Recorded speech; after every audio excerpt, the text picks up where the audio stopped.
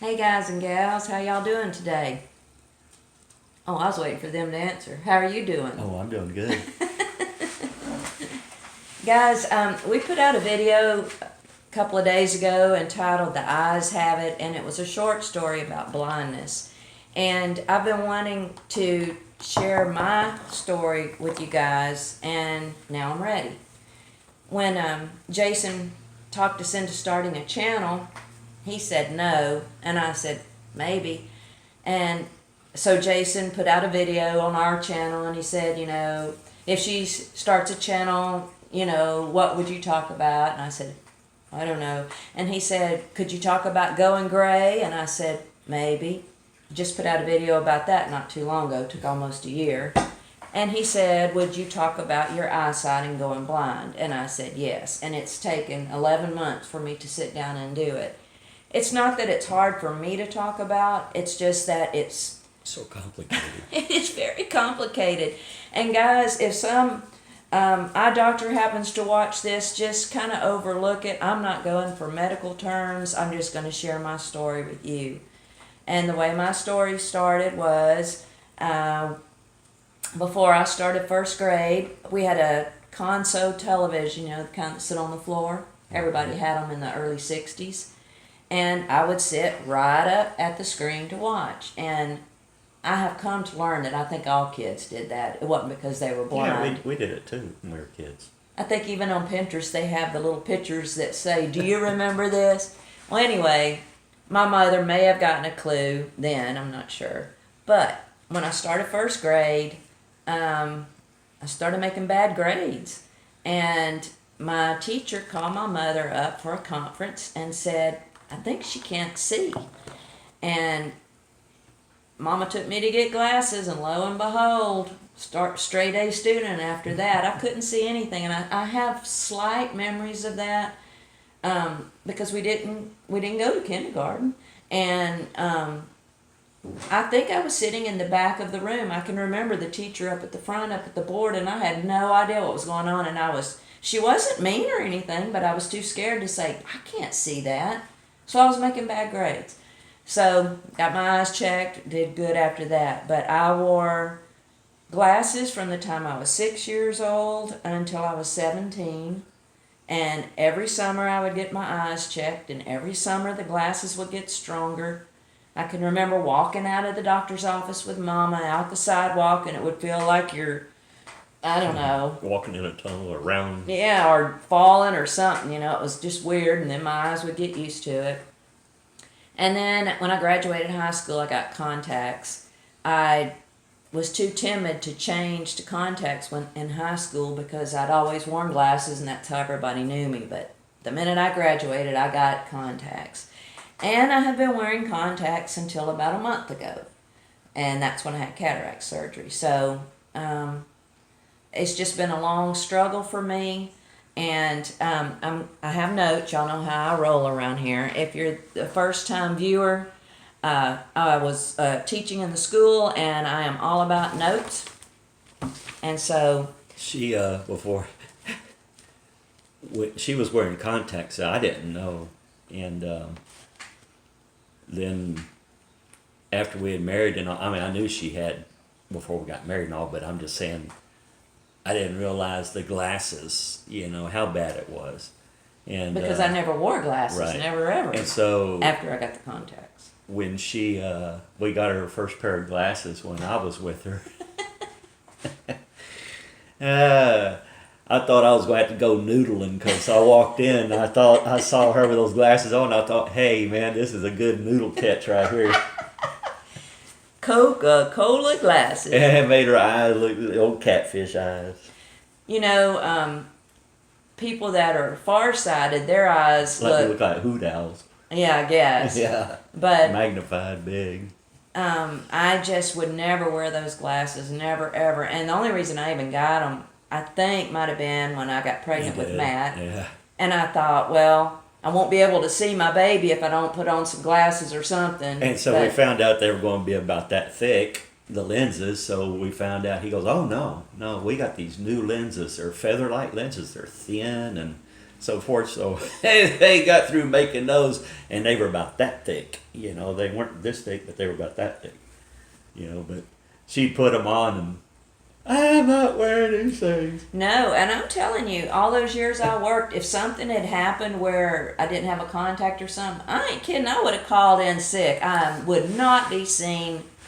Don't you even put me in the casket with them glasses on. You know what I'm saying? They are bad. So I did want to share too that all these years that I've had the myopia, the nearsightedness, I've also had astigmatism, and In both eyes. yes, and that just it If I'm blurs not your mistaken, visions. they said it was a double astigmatism. Is what I understood them saying.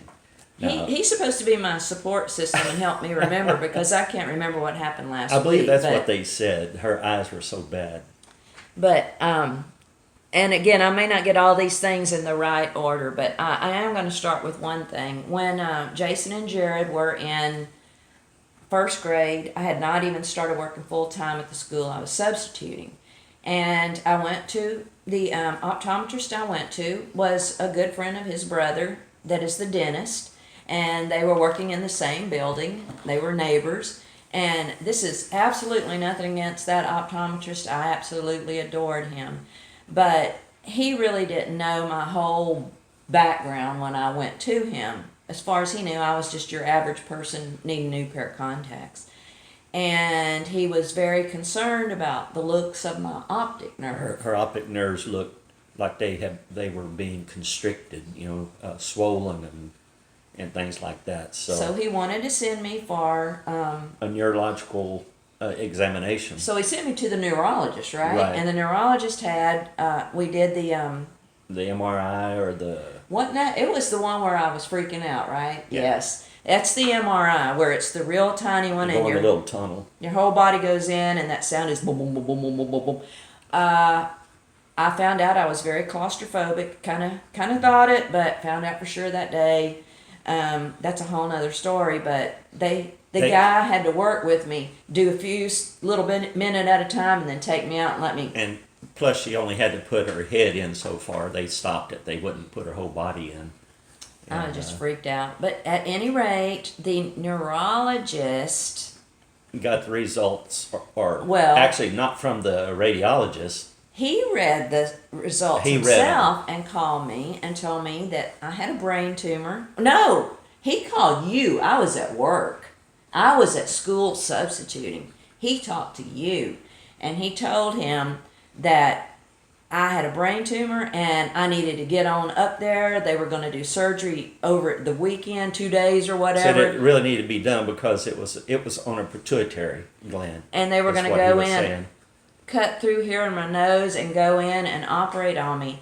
And so he called the secretary at school and got me, and he says, you need to come home. Let them find somebody else. You come home. And I did, and he told me that, and I'm freaking out. I have these 2 little boys in first grade, 1 in third grade, and this guy's telling me I have a brain tumor. Right, and needed surgery really soon. 2 or 3 days away. So I who does that without asking for a second opinion, right? So we did. And my brother, the dentist, his father-in-law was a chief of staff in Galveston Hospital. And so he called him and said, look, this doctor down here is telling us this and all. And he said, no. He says, you immediately come up here. So we went up to see him up in Galveston. And it turned out that it was not a brain tumor whatsoever. Had nothing to do with that. It was called drusen. I believe drusen is like little calcified things that get on the optic nerves, and it's caused by too much caffeine and some other kind of stuff. But I did not need brain surgery. I did not have a tumor. They just said to cut back on the caffeine and something else. Right, and I don't even remember. And not to worry about it, that they will eventually dissolve. I will just say this: I did write a letter to that neurologist and to the head of his organization. the head doctor there in that building and let them know that he had diagnosed me with a brain tumor and was anxious to do surgery, but I did not have a tumor. And we were questioning why, and he hadn't even consulted with the radiologist. The radiologist said if We he had spoke to the consulted with him, radiologist. right, said it had he spoken to me, I would have told him there was no brain tumor. You know. So that was a big deal because It was pretty frightening there for a while. it was frightening. Because And we had to go the whole weekend, yes, you know. without knowing Right. anything. And I had to call my mom in Alabama and tell her I have a brain tumor. I'm fixing to have surgery. And I don't know. Yes, I'm thankful to God I didn't have it. I'm so very thankful. But that was just another bump in this eyesight story. And so as we go on, at some point I tried for the LASIK surgery. We were hoping that she could have done that. Went and got the consultation, and lo and behold, my corneas were too thin to have that LASIK surgery.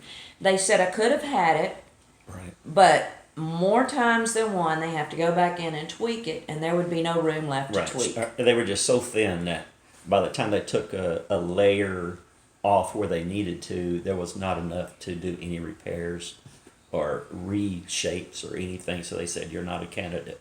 So that was off the table. And then, where am I at? Oh. And then, at some point, I started, what does it say? Oh, I had those dreaded shots in my eye. Oh, yeah. That's when I was working at the high school. If you've watched my show, if you've seen my show, the video about teaching in the public school system, I was the high school principal's secretary. And one morning he came into work, and I went into his office to speak with him. And I thought, that poor man, he's had a stroke. His face looked like it was crooked. And so I just thought, my God, he's not even saying anything. I'm not going to say anything to him. And then I go back to my desk, and I actually sitting across from a brick wall, and I could see the lines, the cement, and they were like this. They were all wavy, and the blinds were all wavy. And so she called, and I said, well, we need to go in. So she came home.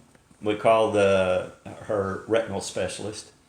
And who is an absolute marvel. He's Dr. Agarwal. He's my favorite. Yeah. Anyway, he said, no, come on in right away. So we went up there, and he said, sure enough, it was bleeding, and there was all kinds of, they take a shot. I always say it looks like an egg, because when they take the pictures of the inside of her eye, the retinal, or the whole inside of her retina and everything, it looks like an egg yolk, sort of like. And he can see that, but I never can, because my eyes are always dilated when the doctor's explaining. And so he'll point out there. different areas. He'll say, yeah, here, and here. And he says, we do have something that we can use to help correct those issues of the bleeding and the distortions and stuff like that. And he says it's really used for colorectal cancer patients. It's a shot of some sort. And during all these tests with these colon patients, cancer patients, that also had eye issues, their eyes became clear and became cured, basically, Yeah. almost cured. Their So- colon cancer in their eyes. So now all then in they one. know that this particular medicine works on the eye. So they took her in, propped her eye open, deadened it and all, and then they inject a needle into the eye and put this medicine in there, and it wasn't a couple of days, I was fine. and her eye, everything straightened up, the blood was drying up. It was It was incredible. crazy. And he was in there when they did it, but the thing that hurt was the clamp they put in your eye to keep it open. Hold it open. But Those she's of had you that that- done yeah. twice, and my mom's had it done probably 6 times. Yeah. You know, Yeah, it's I've taken her in for those shots and stuff. So that's a story too. Those shots, and then I've had multiple retinal detachments A lot. in both eyes, and the the one time I can remember, I was home and I was getting something out of the oven. I opened it up and bent over, and when I did, I saw this Big flash of light, like lightning. But there was really nothing I could do about it. I could still see and all that. Didn't think anything of it. Went to school the next day, and this time I was employed, not subbing. And I'm walking down the breezeway outside, and it was just like a curtain went. Just closed over black. And I didn't know what it was, but I knew that it was an emergency. Yeah, just like the light turned off on one side.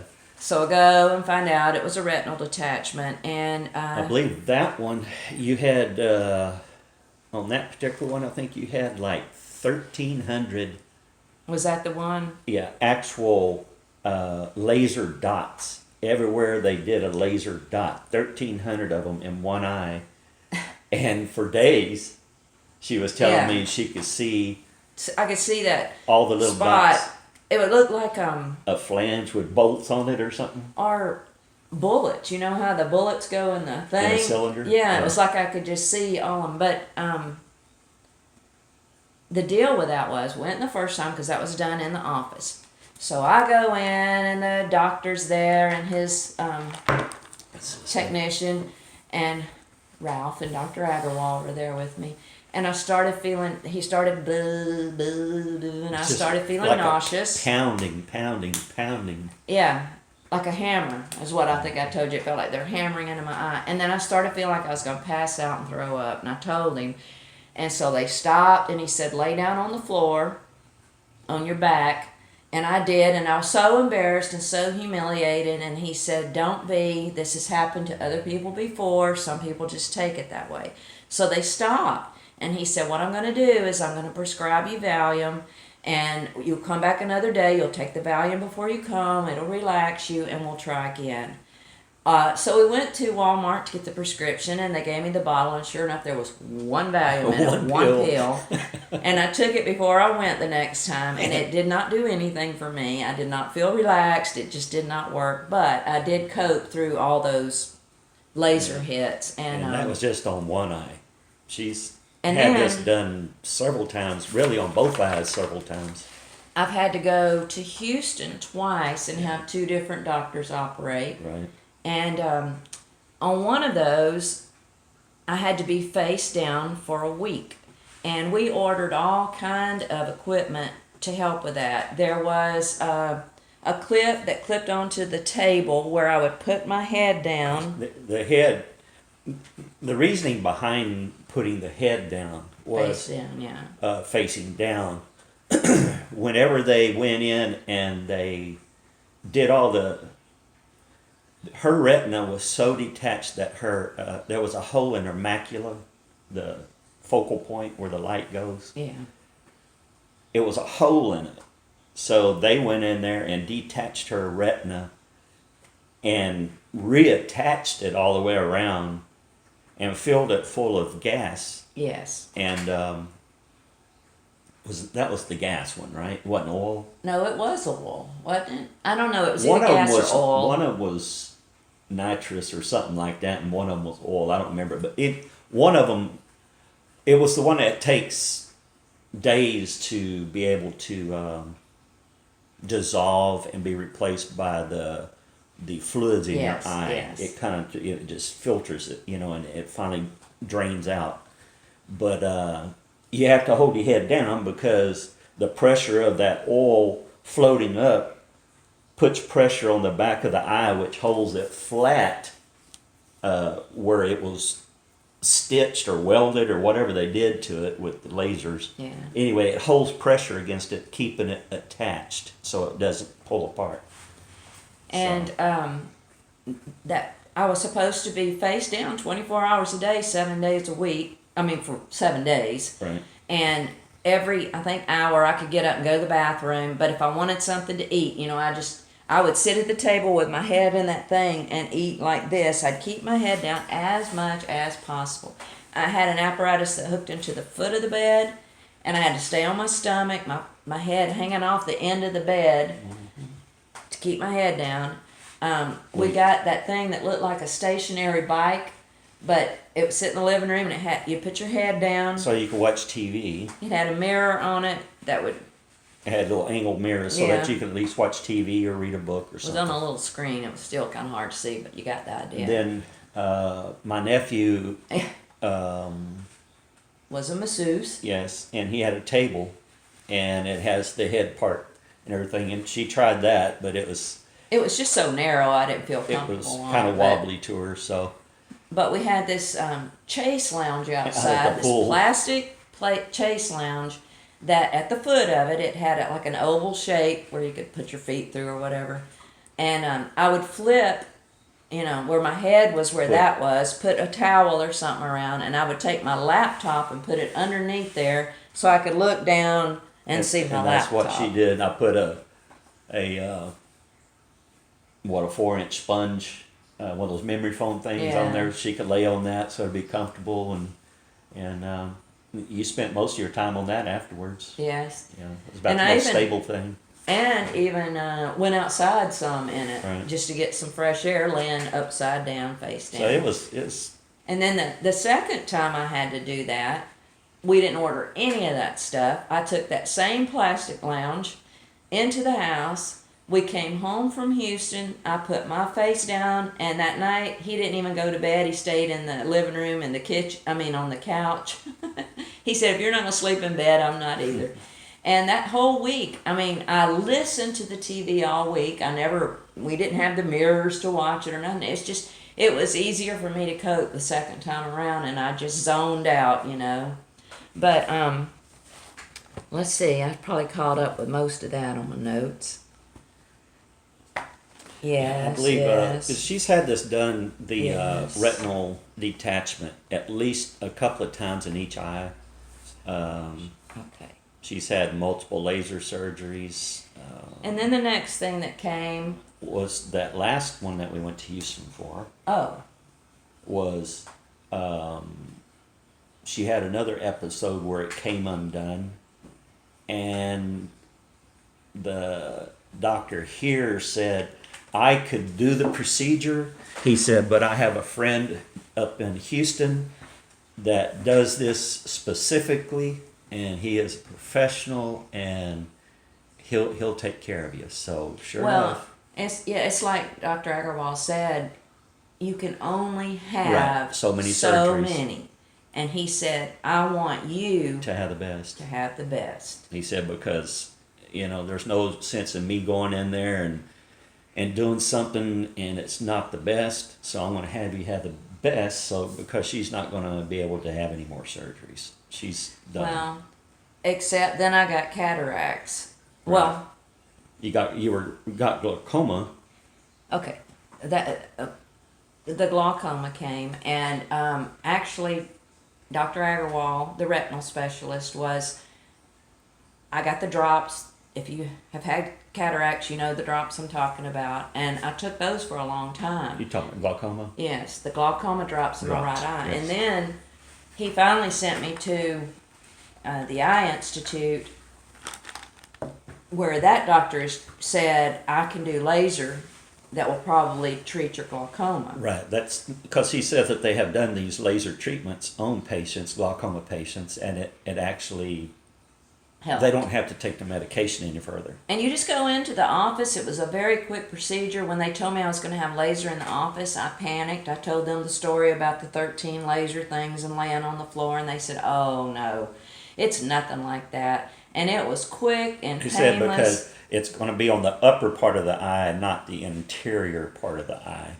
Well, I didn't even know I had glaucoma in my left eye, but supposedly I got the laser and I don't have it anymore. And in the right eye, got the laser and it unfortunately did not work. My eye pressure, I was at home and I told him I'm seeing spots. I feel like I'm going to pass out and all that. Went back in, my pressure was up, and so the laser didn't work, and I'm back on the drops for the rest of my life in the right eye only, but I don't care. In the big scheme of pictures, in the big picture, that's nothing. Right. And then, what was this? The glaucoma, what was the last thing that happened? Oh, the cataract surgery. He said, Dr. Agarwal knew I had cataracts too, and he said, now it's time for you to go to this eye institute. Well, cataract in Her left eye. Left Her eye. right eye has no lens nor the capsule that the lens inserts in. They removed all that out years ago. She has no lens whatsoever in her right eye. No corrective lens, Nothing at no all. lens. It's just her And, cornea, her pupil with a hole through it going to her eye. There's no lens at all. This would be the eye that I'm probably legally blind in. Yes, you but are legally blind. I can see pretty dang good with it, all things considering, Right. And then, so he did, as you know, I've mentioned several times, he did the cataract surgery. It's been about a month now. And I went in last week for the 3-week checkup. And that was when they were going to see if they could give me a contact or a pair of glasses that would assist my vision in the left eye. And what they did when they tested me with all the lenses, there was just no big difference in what I'm seeing now and what he could improve. And the doctor himself said, with that little bit of difference, I certainly wouldn't wear contact or glasses. And I told him I'd wore glasses from 6 to 17. I've been wearing contacts from 17 years old to 61, and I don't want nothing else. And I do still wear reading glasses, at the computer and stuff, but as far as prescription glasses, no. Prescription contacts, no. My vision is still not good. I really don't know right now what my numbers are in my eyes. I will update I know y'all on that.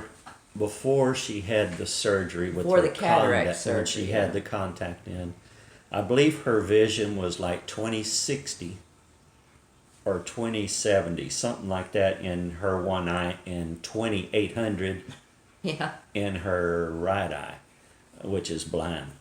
The other one it's so low vision you can't drive. Right. I did surrender my driver's license. Yeah, a year I knew. ago. I kept it 3 years when I wasn't even driving. Right, she hadn't driven Okay. for 5 or 6 years. No, let me see. I can tell you. I've been retired for 3. Haven't driven. And 3 years before that, you were retired because we had that white car. So that's 6 years that I haven't driven here locally. But it's probably been 8 or 10 years since I've driven out of our little community down the highway. Right. I don't really miss driving. I never really liked it that much. I thank the Lord that you are retired, and whenever we get ready to go somewhere, we go. Right. It is a loss of independence as far as not being able to hop in the car and go by myself, but that's just not a big deal to me in the big scheme. And one other thing, when we were talking about the lenses, they did do a lens replacement in her left eye in lieu of having her wear a contact. And because she has an astigmatism or a double astigmatism, they said that the lens company can only make a lens up to like a 4.0, either negative or positive in the optics, and she's beyond that. So they said there's no lens made for her. And that was why I had to go back, and that he did He tried to checking the see if lens. you could put a lens on the outside, Right. a artificial lens, contact to work. It wouldn't work. Didn't help her. Glasses didn't help her. So But I must tell you, when it was before the surgery, when the girl told me that they would not be able to correct the astigmatism in my eye and stuff, I was so disappointed when she said you still may have to wear a contact. I mean, I was just devastated.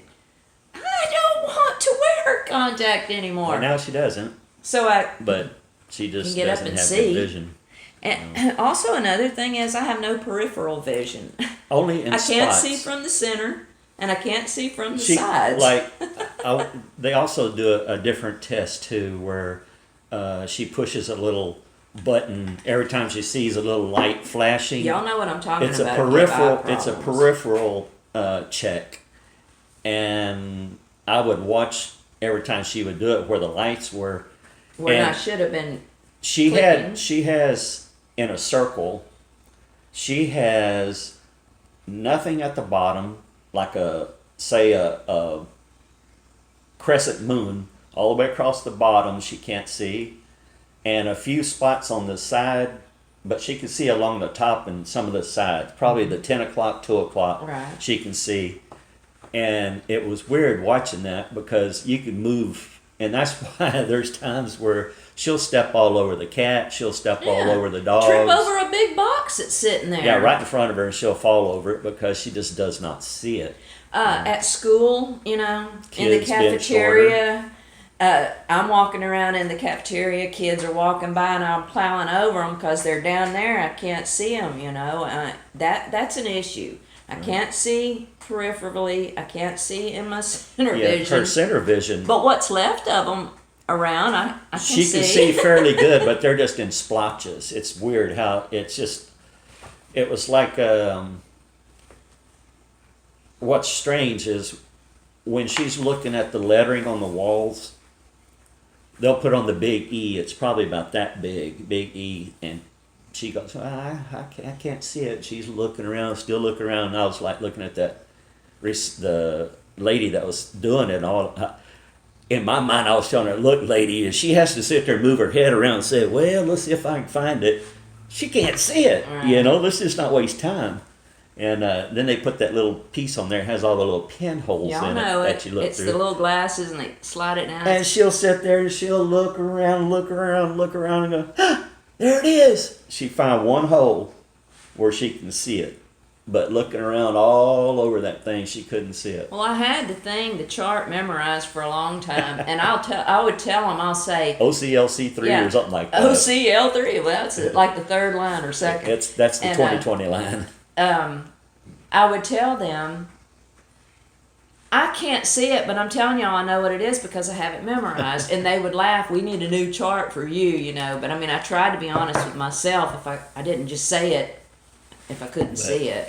Yeah, she just, she had a rough time and still has a rough time. Well, and the update on the cataract too is the doctor told me 3 weeks after the cataract surgery, so this was last week, that I do have, when your eye heals from the cataracts, there will be some slight scarring. And he said, mine is already there. He said it normally does not happen that way. He said it takes 2 to 3 months for it to do that. But he said he applies that to my age, that I You're- healed so quickly. He said on the good side, it's the scarring is from the healing, and I'm healing. He said so fast. normally people have surgeries like that heal slower when they're older. Yes. And said it normally takes several weeks to a month for that process to do it. Like I said, he was shocked that she had already started healing completely. And we all know the eyes are one of the quickest healing organs in your body. So, but he made an appointment for 3 months, and he said at that time it they would should probably finish scarring. Yes, and they would do just a tad of laser on it to clear that up. Right. And then He said it's not done. invasive whatsoever because it's on the upper side. He said it just takes just a few seconds to clean that scar tissue away so it'd be clearer. Yeah. Mm-hmm. On the little video that we put out recently, the eyes have it. It's a short